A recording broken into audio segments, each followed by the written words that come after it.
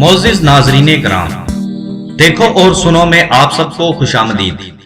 मोअज़्ज़िज़ नाज़रीन, नवाज शरीफ के काले धन को सफेद करने की एक ऐसी दास्तान हम आपको सुनाने जा रहे हैं जो कि 25 जुलाई फैसले के दिन से पहले सुनना पाकिस्तानी कौम के लिए बहुत ही जरूरी है। लिहाजा इस वीडियो के आगाज से लेकर इख्तिताम तक हमारे साथ जरूर रहिएगा। पंजाब के वजीर आला और 3 मरतबा वजीर आजम की हैसियत में मियां नवाज शरीफ ने खुफिया अदायगियों से हासिल करदा रकूम को सफेद धन बनाने के लिए मुख्तलिफ पेचीदा तरीकों का इस्तेमाल किया। इन तरीकों में से एक ये भी था कि किसी करीबी दोस्त के जरिए जाली खातों को स्पॉन्सर किया गया। दूसरा इकदाम इन जाली खातों में बाहर से रकूम जमा कराना और तीसरा काम इन खातों से अपने नए कायम किए जाने वाले कारखानों के लिए कर्जों का हसूल था।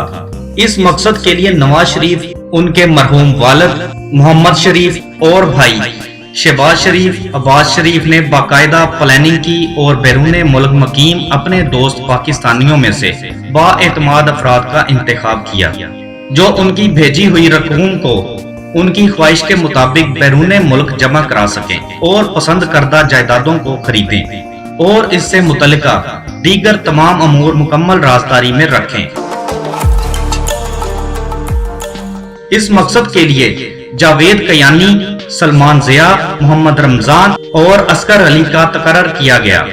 अपनी सरकारी हैसियत का गलत इस्तेमाल करते हुए नवाज शरीफ ने जावेद कयानी, सलमान जिया, मोहम्मद रमजान और असगर अली के नाम से Habib Bank A4 Zurich branch Davis Road Lahore में 3 जाली अकाउंट खुलवाए और स्विट्जरलैंड और दूसरे जराये से इन खातों में भारी ज़र मुबादला जमा कराया।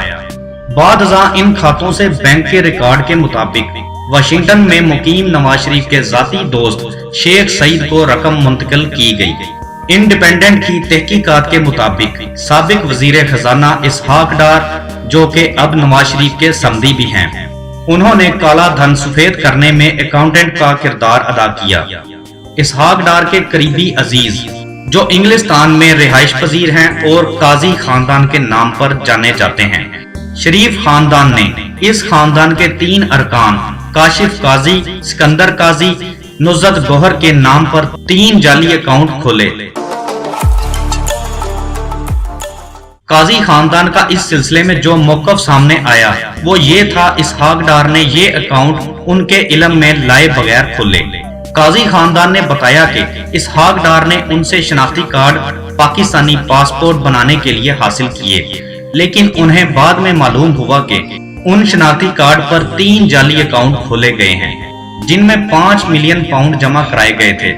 काजी खानदान के मुताबिक उनके उन अकाउंट के बारे में उस वक्त पता चला जब मुख्तलिफ बैंकों ने उनसे मुतालबा किया कि करोड़ों रुपए के कर्जे वापस करें जो उन्होंने 3 अकाउंट में जमा कराई गई रकम के ओझ हासिल किए हैं।